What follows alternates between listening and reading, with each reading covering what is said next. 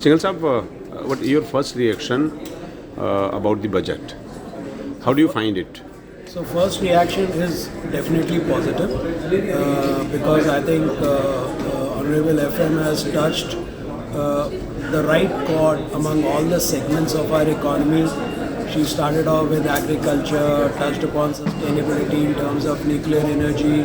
She gave additional credit to the MSMEs, something which ASSOCHAM has been representing to her in the pre-budget memorandums also.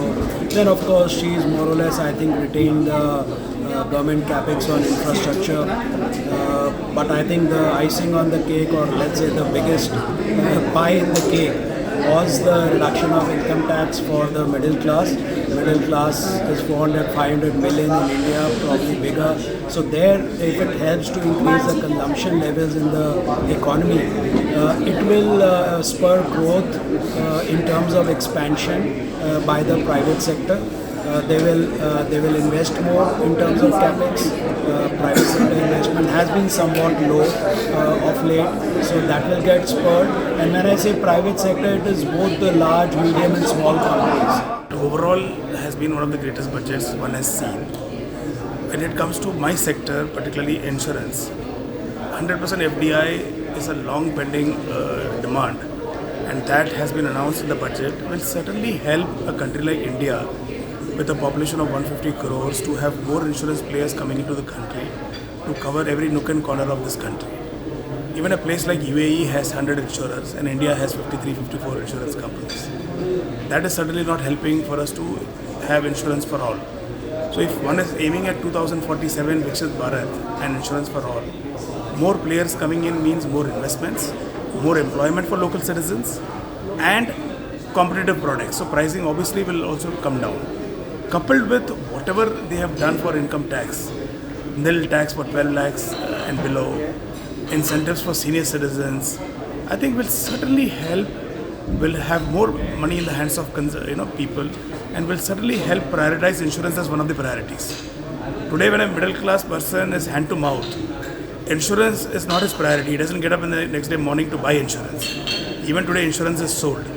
Perhaps this perception will change if we can build financial literacy around this as to why buying health insurance and term insurance is important for his own interest and his family's interest. Lastly, I would say that the continued support to creating skilled manpower in this country is again a welcome move, because every industry today requires skilled manpower. On one side we are shouting unemployment, on the other side industry is shouting lack of good skilled manpower.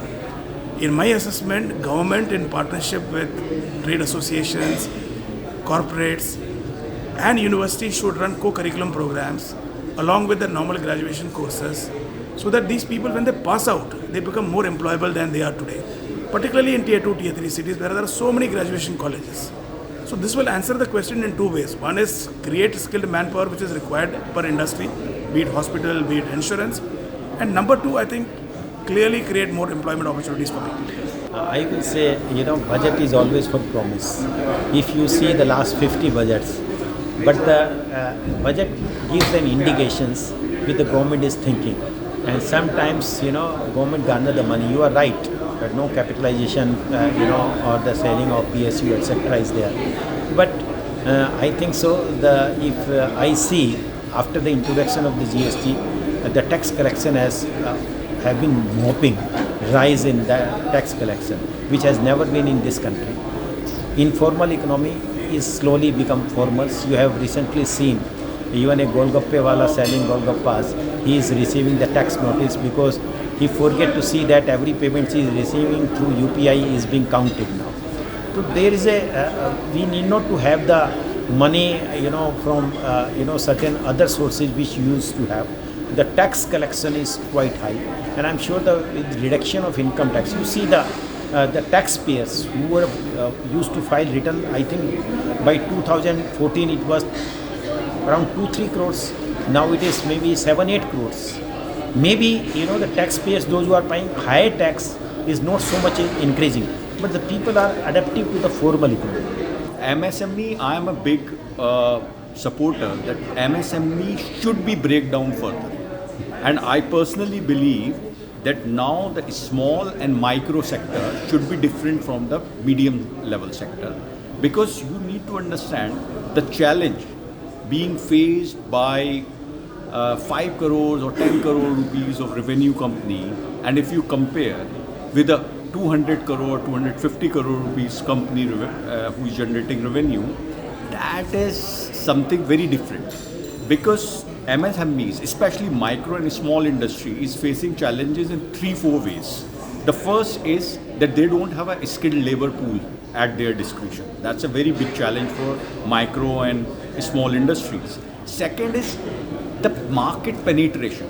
The market penetration is, I would say, is very, very monoplastic for the bigger industry or a medium level industry, because the kind of margins, the kind of special discounts the bigger industry can give, the small and micro industry can't give. So yes, I agree with you. The challenges are there, but yes, step by step, if we try to remove the obstacles, then that will boost the economy going forward.